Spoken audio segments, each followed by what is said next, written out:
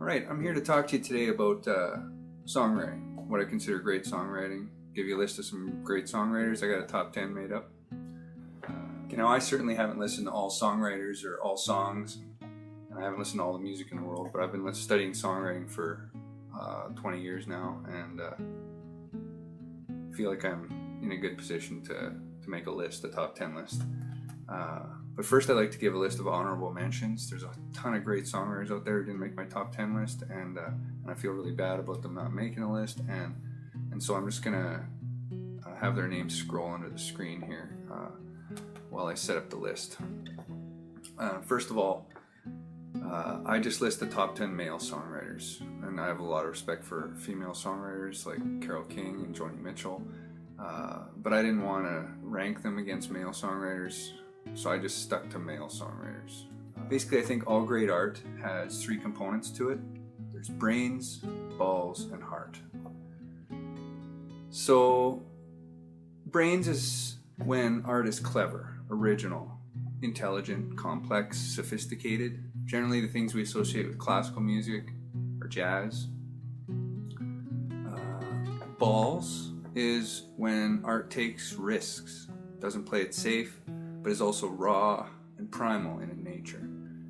Sort of what we associate with rock and roll or punk music or heavy metal maybe.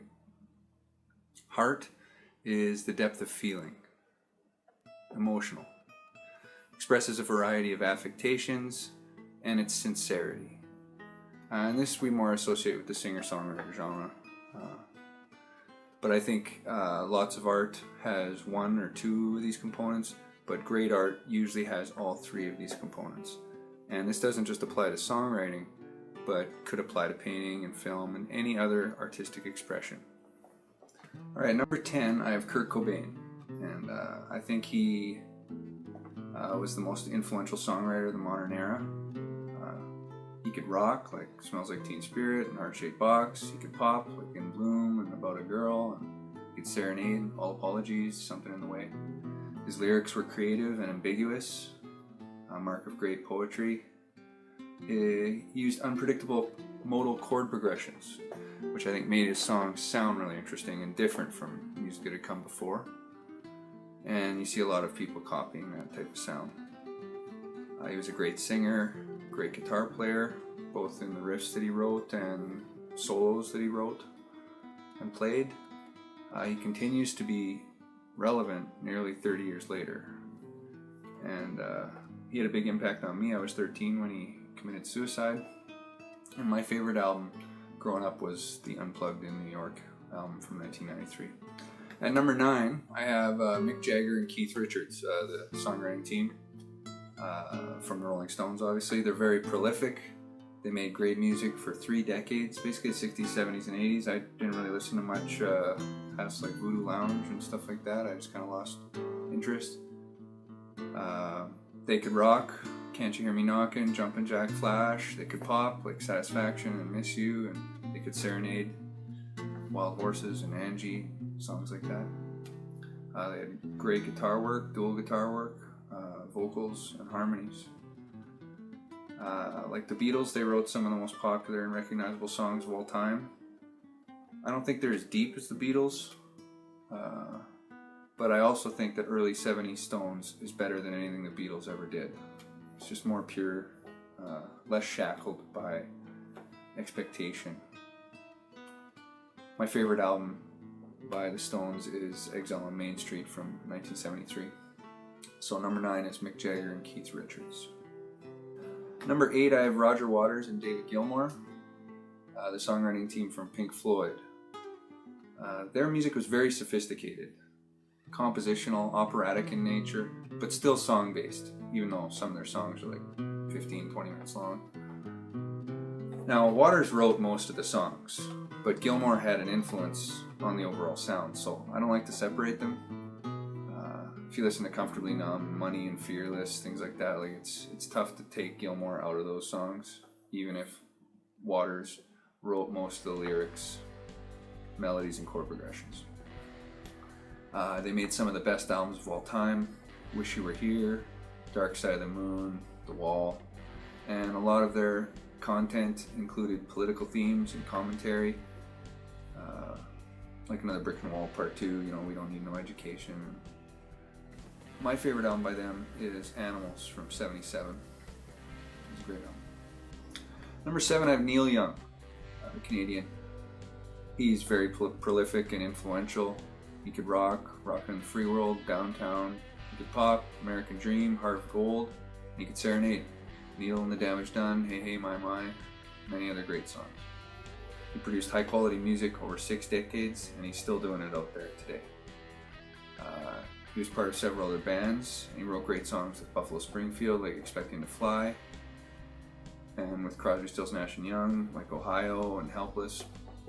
He's a great guitarist, both acoustic and electric, harmonica player, and an amazing singer. He's always been really passionate and outspoken. I appreciate that about him as well. And he's an experimental risk taker.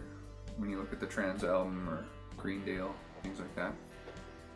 My favorite album is Zuma with Crazy Horse, 1975. At number 6, I have John Lennon and Paul McCartney. They're obviously very prolific and influential. Wrote some of the most popular and recognizable songs of all time. Continued to evolve their songwriting both with the Beatles and as solo artists. Their songs became deeper once they were influenced by Dylan. They had great chord progressions, melodies, and great lyrics. And they recorded some of the best harmonies ever. One thing I want to point out is a lot of people equate Lennon with lyrics and McCartney with writing the music, and they could both do both. Lennon wrote great lyrics, melodies, and chord progressions, and McCartney wrote great lyrics, melodies, and chord progressions. Overall, I think Lennon is the better songwriter. When you listen to songs like Julia and Across the Universe, Help, Jealous Guy, Imagine, I don't think McCartney could write songs that good on the level of the songwriters on this list anyway, but I include them together because it's hard to separate them. My favorite Beatles album is the White Album from 1968, but it's hard to pick one. There's a lot of really great albums. That's number 6, John Lennon and Paul McCartney. At number 5, I have Warren Zevon, who is probably the most audacious songwriter. If you listen to a song like French Inhaler, nobody wrote a song like that. Like, it's crazy. And he could write really harsh songs like Play It All Night Long, and beautiful songs like Keep Me in Your Heart, and sometimes both at the same time, like Carmelita. He was an incredible musician. He was a wild pianist and solid guitarist, and played harmonica. And most people don't know he studied composition with Igor Stravinsky, the composer of The Rite of Spring and Firebird and such, when he was in Los Angeles. A little trivia thing about Warren Zevon too, he was the Everly Brothers musical director for a while. And he could really rock like Boom Boom Mancini, and he could do pop music like Where Was London and Excitable Boy, and he could serenade like Mohammed's Radio. Another cool thing he did was he wrote historical songs like Veracruz and Rollin' the Headless Thompson Gunner, and he could write funny songs like Hit Somebody, the hockey song, and Lawyers, Guns, and Money. My favorite album by him is Excitable Boy, 1978. And when he died, Bob Dylan did some of his songs as a tribute to him in concert. So I know Dylan had a tremendous respect for Warren Zevon, and that says a lot about how great he was.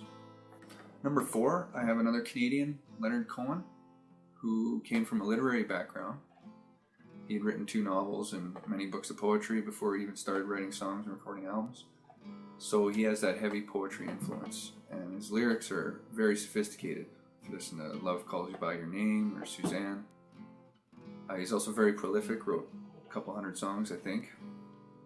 His themes are a mixture of religion and sex, like Hallelujah, Is This What You Wanted? And he really suffered over his lyrics, like many drafts. They say Hallelujah had something like 15 verses before he narrowed it down to the 4 or 5 that you normally hear. He had a great guitar style, influenced by flamenco music. His teacher actually committed suicide after a few lessons, and but he really did develop a really nice guitar style that's hard to imitate, and anybody who's tried to learn his songs exactly knows how hard it is to play. He also used very strange chord progressions, very unpredictable, that no one else had used up to that point. Story of Isaac, if you listen to that song. Later in his career, he evolved into electronic music. Everybody knows Tower of Song, but continued to write great songs, absolutely. And he played his own keyboard solos as well. If I had to pick a favorite album, I'd probably say his first album, Songs Leonard Cohen. It's just brilliant, but he's got a lot of great albums. So that's number 4, Leonard Cohen. Number 3 on my list is Hank Williams. I think he really set the modern songwriter template, along with Jimmy Rogers, the guy with the guitar, writing songs, telling the story. He was very prolific for having such a short life. He died at 29. He has some of the most covered songs in history. Had a real mythical life and legend, which is a big deal. His songs were simple, but they're great. Like mostly they're 3-chord songs, sometimes even 2-chord songs, like Ramblin' Man. And sometimes more complicated, like Lovesick Blues. He was very influential, influenced probably everybody on this list. And Leonard Cohen famously said that Hank was 100 floors above him in the Tower of Song. And I think that just shows the admiration that Leonard Cohen had for Hank. He didn't really make albums, so I guess my favorite song by him is probably Weary Blues from Waiting. If you listen to that song, it's great. So that's number 3, Hank Williams. Number 2 on my list is Bob Dylan. He's very prolific, maybe the most prolific songwriter. 500 plus songs he's written and covered just as many. He's probably the most influential songwriter, whether it's influencing the Beatles or Johnny Cash, all the way up to the present day. He's the man. He pushed boundaries with experimental songs like Visions Johanna, It's Alright Ma. He's never stopped evolving and discovering. Time Out of Mind, Love and Theft, Modern Times, they're all great albums with great original songs. And now he's into this whole jazz phase with Frank Sinatra. It's really great. Not original music, but he continues to be creative in the ways he's exploring those songs. And I don't think we've seen the last of Dylan, and he is amazing output. He's made great music in every decade, even in the 80s when the production stuff wasn't that great, or he went into his Christian phase, like Every Grain of Sand is an incredible song, incredible recording. And Oh Mercy, Traveling Wilburys, those were all in the 80s as well. He's played in so many different styles, like he's done rock and roll, blues, folk, country, Celtic, jazz. Not many songwriters go into that many different styles. He's a great musician. Many people don't give him credit for that. He's great at guitar, finger picking, and his piano playing is really interesting, and his harmonic playing is amazing. And most importantly, he's a great singer. Really great singer. My favorite album by Bob is Desire, 1976, but I could probably list off 10 or 11 that are my favorite. So Bob Dylan, number 2. All right, number 1 on my list, my favorite songwriter, and the one I think is the best songwriter of all time, is Townes Van Zandt. And if you read Dylan's interviews, he even admits it. He says, I don't write songs like Townes Van Zandt. And he was a big admirer of Townes. And Steve Earle's got that famous quote, Townes Van Zandt's the best songwriter in the world, and I'll stand on Bob Dylan's coffee table in my cowboy boots and say that. Anyway, Townes came from a heavy poetry influence as well. He studied English, studied Robert Frost, and wrote beautiful melodies. He's a real blend of Hank and Dylan. Like, I think of him as a mix of those two. He keeps kind of the simplicity of Hank and adds the complexity of Dylan to make this perfect songwriting blend. He had major key songs that are great, like Poncho and Lefty, To Live Is To Fly, Rex's Blues. Like To Live Is To Fly is is probably the best song. Like, he'll never write lyrics that great. No one will ever write lyrics that great. Everything is not enough. Nothing's too much to bear. Where you been's good and gone. All you keep is getting there. Minor key songs like Waiting Around to Die all the way up to Marie. Those are some of the scariest songs ever written. Song 4, maybe the scariest song ever written. And he wrote blues songs like Brand New Companion and Gone Gone Blues, all of which are top notch. So he had a really nice finger picking style, like Travis picking, and nice strumming patterns they developed later on, especially where he couldn't finger pick as well, so he kind of just went to strumming. My favorite album, if I had to pick one, is the late great Townes Van Zandt from 1972. So, number 1, Townes Van Zandt. Alright, that's the list of my top 10 male songwriters. Keep in mind, it's just my opinion, but I did work hard to make the right 10 people in the list and to put them in the right order. Thank you.